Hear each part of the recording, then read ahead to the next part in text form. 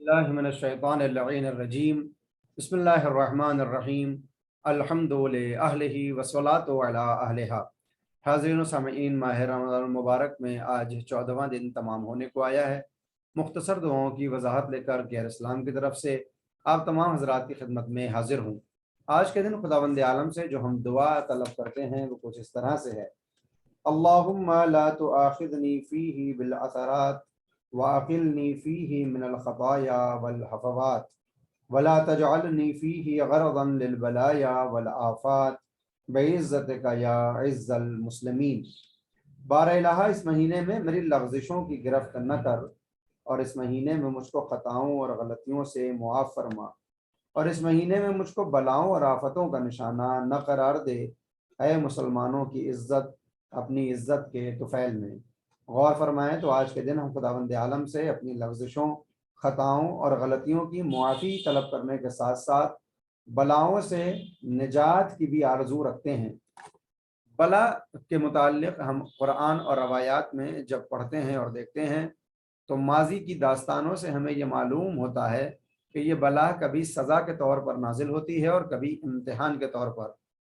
قانون یہ ہے کہ اگر اس بلا سے بندہ اللہ سے نزدیک ہو جائے تو یہ اس کا امتحان اور مقام کی بلندی ہے، لیکن اس بلا کے بعد انسان خدا سے دور ہو جائے، اگر خدا سے دور ہو جائے تو یہ سزا ہے، اور اگر خدا سے نزدیک ہو جائے تو یہ اس کے مقام اور اس کی بلندی کو بیان کرنے کے لیے اتری ہے۔ یعنی انسان بلا کے بعد خود اپنے آپ کو دیکھے کہ وہ خدا سے دور ہوا یا خدا کے نزدیک۔ اگر خدا سے دور ہوا تو یہ سزا، اور نزدیک ہو گیا تو پھر یہ اس کا امتحان تھا جس میں وہ کامیاب ہوا۔ یہ بلا ماضی میں کبھی فردی صورت پر اور کبھی جمعی صورت پر نازل ہوئی ہے، اور آج بھی دیکھا جاتا ہے کہ کبھی بلا فردی صورت میں آتی ہے اور کبھی پوری قوم اور ملت کے اوپر آ جایا کرتی ہے۔ ماضی میں فردی صورت میں جب یہ بلا سزا کے طور پر نازل ہوئی تو ہمیں اس مچھر کی صورت میں دکھائی دی کہ جس نے نمرود کا جینا حرام کر دیا۔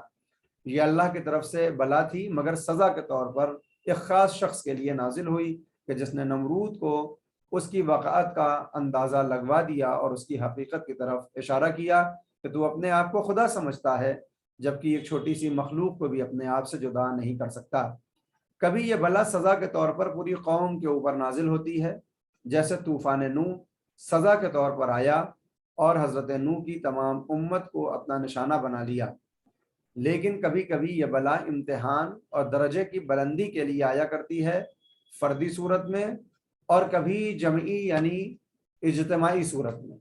فردی صورت میں ہمیں دیکھنے کو ملتا ہے کہ جب یہ بلا حضرت ابراہیم پر نازل ہوئی تو یہ آپ کے لیے انعام اور مقام کی بلندی کے لیے تھا۔ یعنی کبھی آپ کا جان سے امتحان، کبھی مال سے اور کبھی اولاد سے بظاہر یہ بلا نظر آتی ہے، لیکن جب اس بلا پر وہ صابر اور شاکر رہ کر اللہ سے نزدیک ہو گئے تو پھر اللہ نے ان کے درجے کو بلند کیا اور ان کو امام قرار دیا۔ اور کبھی یہ بلا امتحان کی صورت میں آتی ہے اور جمعی صورت میں یعنی اجتماعی صورت پر نازل ہوتی ہے اور پوری قوم کو فائدہ پہنچا دیا کرتی ہے اور ان کے مقام کو بلند کرتی ہے۔ مثلا شاب ابی طالب کی بلائیں۔ ابھی آپ نے چند روز پہلے حضرت خدیجہ کی وفات کے متعلق داستانیں اور واقعات سماعت کیے ہوں گے کہ کس طرح سے شعب ابی طالب میں قریش نے پیغمبر اسلام کے خانوادے کے اوپر سختیاں کی، اور بظاہر یہ بھوک اور پیاس ایک طرح کی بلا تھی، مگر یہ بلا امتحان بن کر نازل ہوئی اور ان کے مقام کو بلند کر دیا۔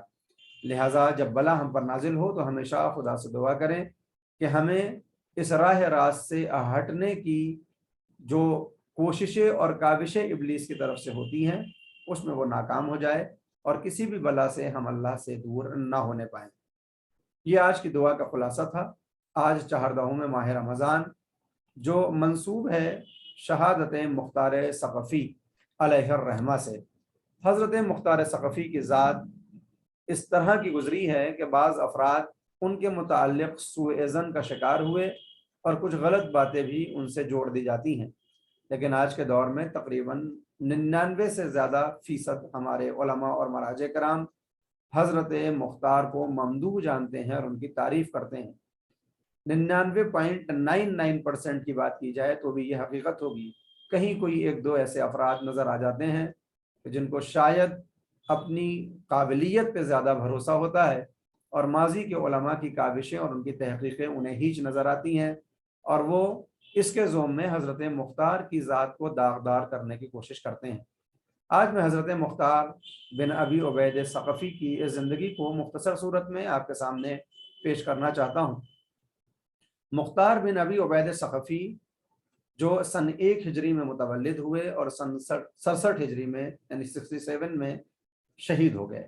آپ طائف کے رہنے والے اور تابعین میں سے تھے۔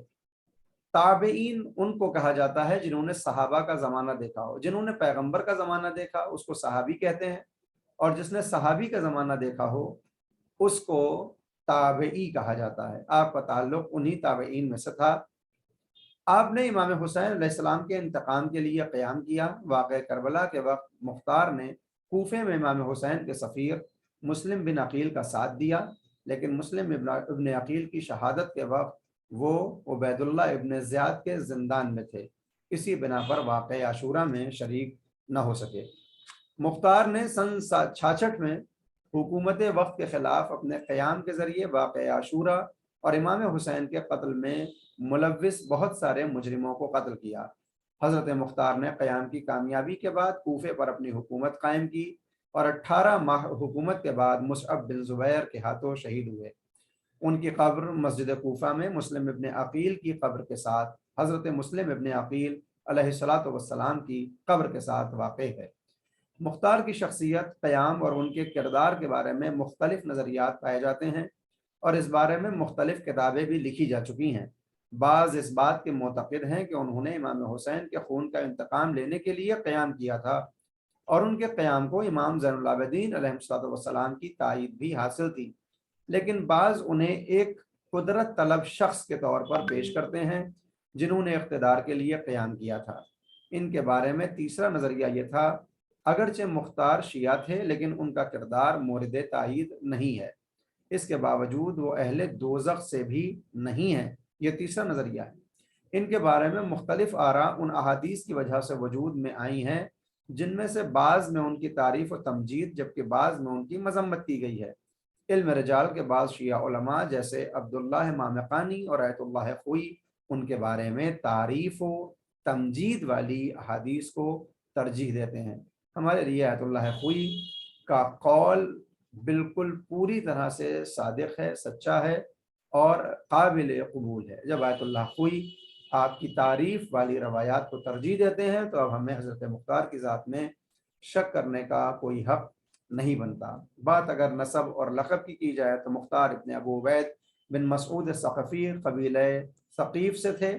ان کے والد ابو عبید پیغمبر اکرم کے اصحاب میں سے تھے اور خلیفہ دوم کے زمانے میں جنگ قادسیہ میں مارے گئے۔ ان کے دادا مسعود ثقفی حجاز کے بزرگوں میں سے تھے اور مکے اور طائف کے بزرگ کے نام سے آپ کو یاد کیا جاتا تھا۔ اس کے علاوہ ان کی والدہ دومہ بنت عمر ابن وہب ہیں جن کا تذکرہ ابن تیفور نے بلاغات النساء میں کیا ہے۔ 7ویں صدی ہجری کے مورخ ابن اسیر کے مطابق مختار صحابہ میں سے نہیں تھے، لیکن ان کے باوجود ان کی سوانح حیات صحابہ کے بارے میں لکھی گئی منابع میں بھی آیا ہے۔ جو منابع میں اصحاب کی داستان لکھی جاتی ہے، جن منابع میں انہی میں حضرت مختار کو بھی درج کیا گیا ہے، اگرچہ آپ صحابی نہیں تھے مگر اسی کیٹیگری میں بعض افراد نے ان کو رکھا ہے۔ مختار کی کنیت ابو اسحاق اور آپ کا لقب کیسان یعنی بزرگ اور زیرک اور ہوشیار اور زیرک یعنی چالاک، یہ آپ کا لقب تھا۔ اسبق بن نباتہ سے منقول ہے کہ جب مختار بچے تھے امام علی نے ان کو اپنے زانو پر بٹھایا اور ان کو قیس یعنی چالاک عقل مند کے نام سے یاد فرمایا تھا۔ اس کے علاوہ بھی حضرت مختار نے جنگوں میں شرکت کی ہے۔ مدائن میں آپ کی ایک زندگی کا کافی وقت گزرا ہے۔ معاویہ علیہ الحاویہ کے دور میں بھی آپ کی زندگی کے کچھ کارنامے دکھائی دیتے ہیں۔ قیام امام حسین کے وقت حضرت مسلم کے ساتھ آپ کی مدد بھی تاریخ میں درج کی گئی ہے۔ ہاں، عبداللہ ابن زبیر کی بیعت کہ جو آپ کی ایک سیاسی چال تھی کہ جس کو کبھی ممدوح اور کبھی قبیح جانا گیا ہے، کہ جس کے بعد آپ نے قیام کیا اور دشمنان اہل بیت علیہ السلام سے اس طرح کا انتقام لیا کہ جو اس وقت لیا جا سکتا تھا۔